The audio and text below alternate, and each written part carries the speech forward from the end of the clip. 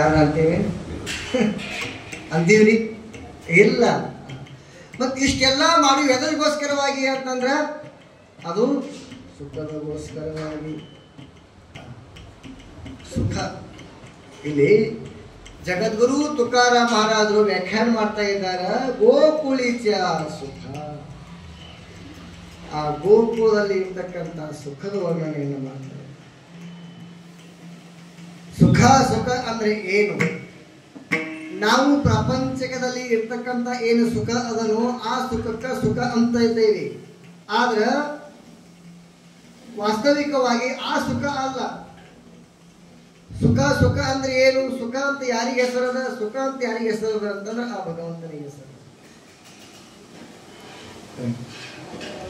ಸುಖ ರೂಪ ಸರ್ವ ಸುಖಾಚೆ ಆಗರ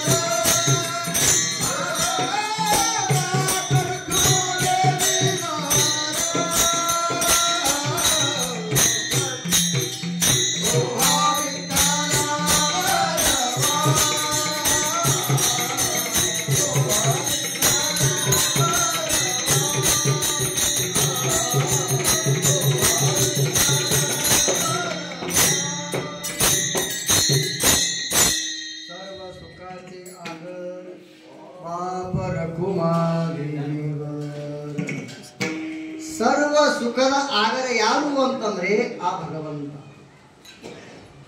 ಬಾಪರ ಕುಮ ದೇವಿ ಬಟ್ ಮಾಡಿ ಹೇಳ್ತಾ ಇದ್ದಾರೆ, ತೋಹ ವಿಠಲ ಬರವಾ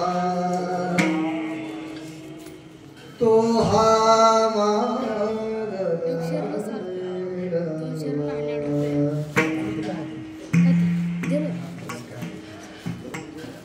ಆ ಸುಖದ ಪ್ರಾಪ್ತಿ ಆಗಬೇಕು ಅನ್ನುವಂಥದ್ದ ಎಲ್ಲರೂ ಮನುಷ್ಯನಿಗೆ ಎಲ್ಲ ಮನುಷ್ಯರಲ್ಲಿ ಸುಖದ ಪ್ರಾಪ್ತಿಗೋಸ್ಕರವಾಗಿನ ಧರ್ಮ.